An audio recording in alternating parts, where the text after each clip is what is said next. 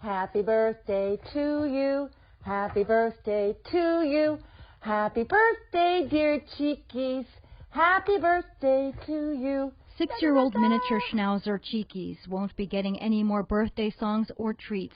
Her life ended last week after a vicious attack by an unleashed dog.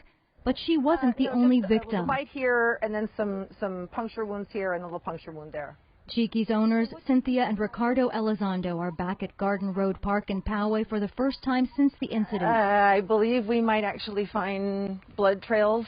My understanding is they tried to clean it up after the incident, but were not successful in getting it all. So we may see some. There's a long stretch of grass to the side of the park that is commonly used as a dog run for unleashed dogs to play fetch. So you were actually on this path? We were on the path. Oh, actually I think that's my glove. Yeah. Yeah, and that's blood right there. So this is the glove that you were wearing that morning? That is correct. A bloody glove, all that remains of the deadly encounter that seemed so innocent at first. I was not scared at all. I thought he was just coming to say hello. He was clearly a friendly dog playing ball with his owner. But instincts kicked in, and the dog who had been playing happily just seconds before had locked his sights on Cheekies and his jaws into her back. And would not let go, would not let go. At that point, his owner came running over. We started kicking the dog. The owner actually said, kick him, do it, go for it.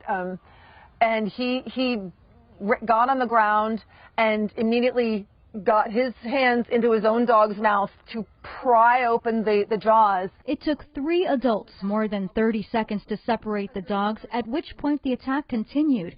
The owner, clearly shocked by his dog's behavior. During the incident, he kept saying, he's never done this before. He's never done this before. This is not like him. Once Cynthia got Cheekies into her arms, they spun in circles trying to avoid another bite. This time, Cynthia's arm got in the way, and she felt the dog's teeth in her flesh. At that moment, I thought we just need protection.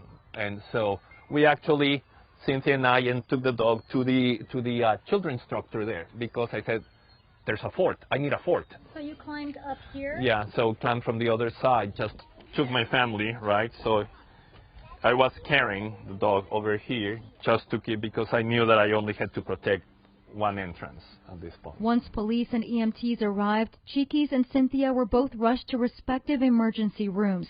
Cynthia needed sutures and staples to close her deep wound. There's a bite out of my arm. So there was kind of an 1.5 to 2 inch diameter, separating, with no skin and looking in. All the way almost to the bone. Cheeky suffered broken ribs and organ damage and had to be euthanized while Cynthia was still in the ER. She did not get to say goodbye. No. There's inherently more safety for everybody in the park if animals are leashed. They can't reach other animals. They can't reach other owners. Captain Danny Cook from the San Diego Humane Society says the dog that attacked is under a 10-day bite quarantine per California Health and Safety Code. Not punitively, but to rule out rabies. She says officers regularly get owners explaining why their dogs are off leash, despite the leash law. My dog is under voice control, or my dog comes exactly when I tell them to, or my dog is the sweetest dog and would never harm another dog or person. Whether that is in fact true or not, it's not just for their safety and their dog's safety, it is for the safety of the other owners and dogs in the park. Friendly dogs are still weapons. That is the point. Yeah, it can go from licking your toddler's face to causing a big gash on a stranger's arm. And, because they are dogs. That is not a vicious dog. It's just a dog.